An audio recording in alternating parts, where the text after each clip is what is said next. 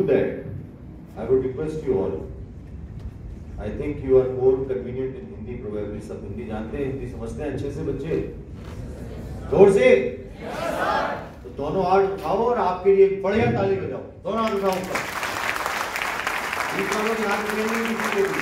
हाथ ऊपर हवा में, बिल्कुल हवा में ऊपर सबके। सबके हाथ हवा में एक दूसरे के हाथ में। This is all for you. The way you have done and conducted yourself during this entire 3 years or 3 days of this National Moot Court competition, all of you have performed well, I have been told.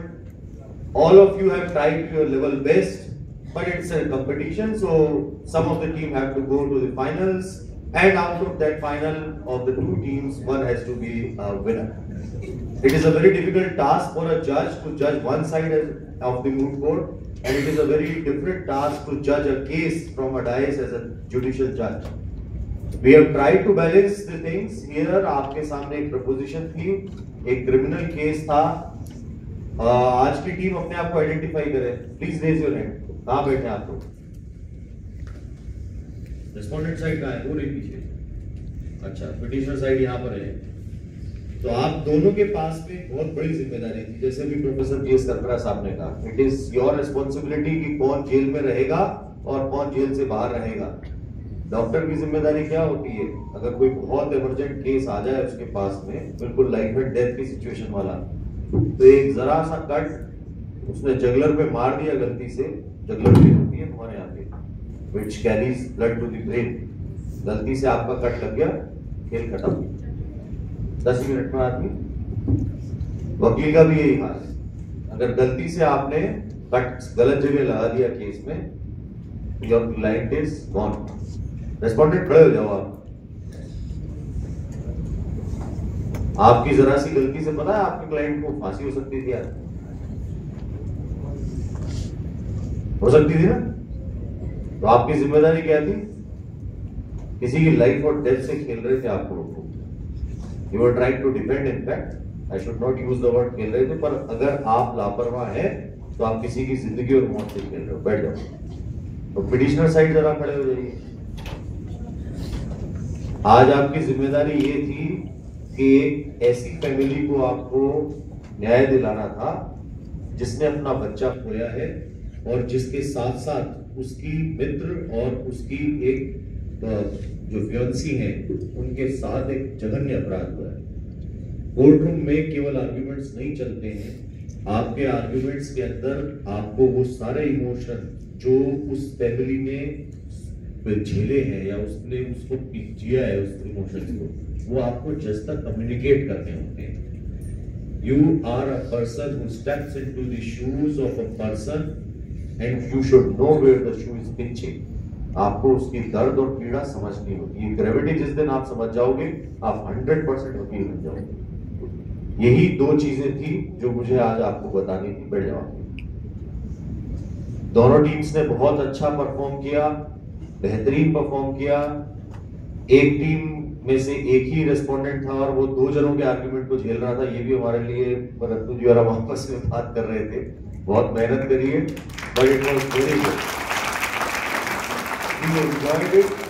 और हमने कोशिश ये करी है, आपको मैंने एक जगह टोका था कि यू विड्रॉ योर आर्ग्यूमेंट।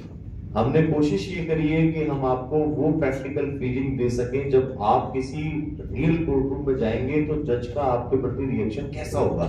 अचानक से आपको जज आपके सवाल थ्रो होंगे कोर्ट की डायस से, तो आप हक्के बक्के रह जाओगे, क्या जवाब दें क्या नहीं दें। आप तो किताब में से पढ़ के बोलने वाले मूट कोर्ट के मूटर्स हो सब जने, और वो मेरे को रेस्पोंडेंट बार-बार मूट कोर्ट में ये नहीं लिखा, मूट कोर्ट में प्रोपोजिशन में। मूट कोर्ट को आप कैसे मूट कोर्ट मानते हैं? अभी प्रोफेसर करकरा साहब ने और प्रोफेसर साहब ने बहुत अच्छे से ये बात कही। उन्होंने ये समझाने की कोशिश करी आपको कि मूट कोर्ट है क्या, आप उससे क्या लेकर के जाते हो घर पे, क्या सीख करके जा रहे हो। अपनी अंदर की एनर्जी को एक डायरेक्शन में चैनलाइज करने का प्रोसेस है मूट कोर्ट का। और ये कंपटीशन इसलिए है कि आप ये बता पाओ कि आप पूरे इंडिया से आ रहे हो तो कितना अच्छा परफॉर्म कर रहे हो और आप एक दूसरे से इंटरेक्ट कर पाए। ये प्लेटफॉर्म है आप लोगों के लिए, ताकि आप ये समझ पाए कि आपके कंपटीशन में पूरे हिंदुस्तान से किस तरीके का स्टफ आ रहा है, कैसे बच्चे आ रहे हैं, वो क्या प्रिपरेशंस कर रहे हैं, हम में कहाँ कमी रह जा रही है, हम और कितनी मेहनत करें। और हमें क्या करना है फील्ड में जाकर के? जुडिशरी के अंदर वकालत जो है वो एक क्राफ्टमैनशिप है, एक कलाकारी है। एक वकील बहुत बड़ा कलाकार होता है। वकीलों में तो फिल्म भी बन गई, एक नहीं बहुत सारी बन गई। तो वकीलों की कलाकारी जो है वही अपने आप में सबसे अच्छी चीज होती है। जज के पास जजशिप है और जुडिशियल क्राफ्टमैनशिप है उसके पास में। वकीलों के पास भी अपना कोर्ट क्राफ्ट होता है, किस जज के सामने कैसे उनको बिहेव करना है, किस तरीके के केसेस पे उनका इमोशनल सेंटिमेंट्स को और जुडिशियल आर्गुमेंट्स को कैसे मिक्स करना है कि कोर्ट उस जजमेंट के साथ साथ उस जुडिशियल फ्लो में भी आपके साथ चले जिस पीड़ा को आप न्यायालय के समक्ष लेकर के आए। ये एक वकालत है और यही चीज सिखाने की कोशिश जगन्नाथ यूनिवर्सिटी के इस प्लेटफॉर्म पर होती है। हमारे आज के chief guest professor doctor GS Karkara साहब मेरे गुरु रहे हैं, उनसे हमने बहुत कुछ सीखा है और अपने आप में एक ऑथोरिटी है।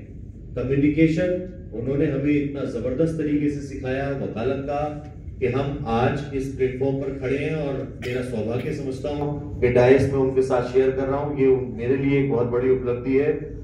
प्रो वाइस चांसलर विकास मिश्रा जी, आप भले ही इतनी फैकल्टी से हैं लेकिन वाइस चांसलर साहब ने मूड कोर्ट को कितना बेहतरीन ढंग से आपके सामने एक्सप्लेन किया है वो आपको समझने की जरूरत है। वाइस चांसलर साहब ने आज मूड कोर्ट के लिए जो बात कही है यही वास्तविकता है इस पूरे प्रोसेस की, तो आपको यहाँ से समझ के जानी, इस प्लेटफॉर्म से समझ के जानी।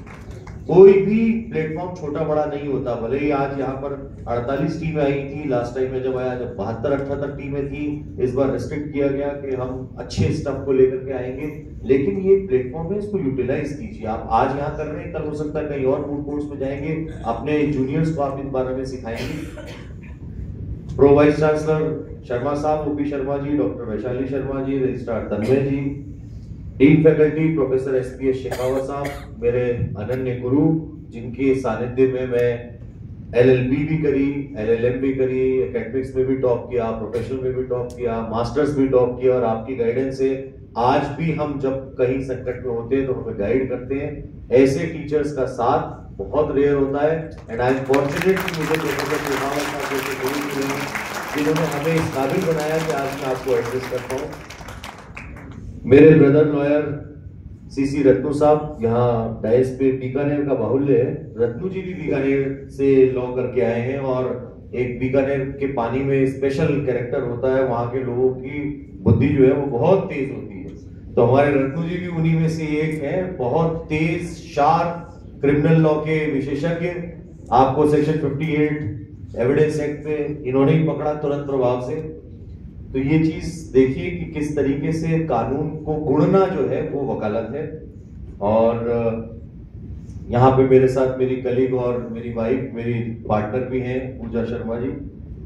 आप सभी को मैं बहुत बहुत धन्यवाद देना चाहता हूँ, आपने मुझे यहाँ बुलाया।